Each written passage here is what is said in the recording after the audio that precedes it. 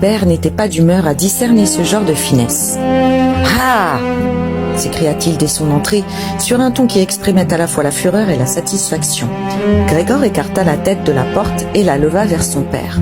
Il n'avait vraiment pas imaginé son père tel qu'il le voyait là. Certes, ces derniers temps, à force de se livrer à ces évolutions rampantes d'un genre nouveau, il avait négligé de se préoccuper comme naguère de ce qui se passait dans le reste de l'appartement.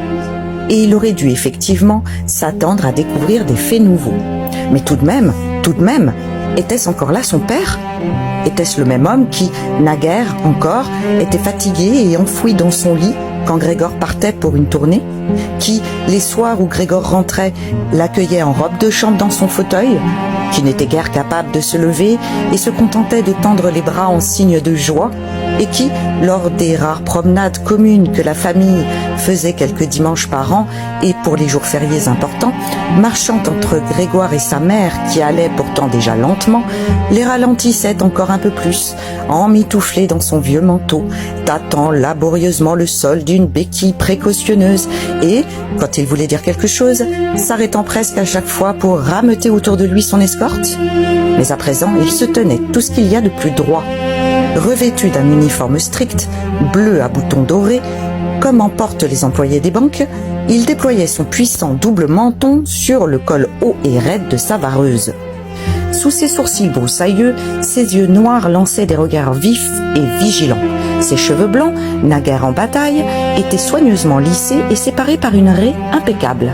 Sa casquette, ornée d'un monogramme doré, sans doute celui d'une banque, décrivit une courbe à travers toute la pièce pour atterrir sur le canapé.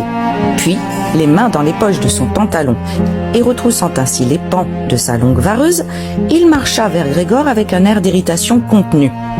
Il ne savait sans doute pas lui-même ce qu'il projetait de faire. Mais toujours est-il qu'il levait les pieds exceptionnellement haut et Grégor s'étonna de la taille gigantesque qu'avaient les semelles de ses bottes. Mais il ne s'attarda pas là-dessus, sachant bien depuis le premier jour de sa nouvelle vie que son père considérait qu'il convenait d'user à son égard de la plus grande sévérité. Aussi se mit-il à courir devant son père, s'arrêtant quand son père s'immobilisait et filant à nouveau dès que son père faisait un mouvement. L'essoufflement commençait déjà à se manifester. Aussi bien n'avait-il pas le poumon bien robuste, même dans sa vie antérieure.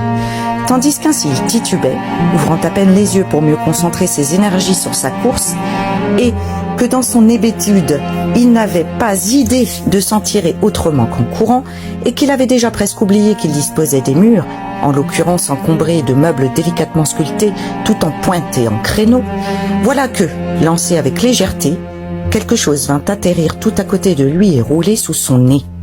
C'était une pomme. Elle fut aussitôt suivie d'une deuxième. Grégor se figea, terrifié. Poursuivre la course était vain, car son père avait décidé de le bombarder.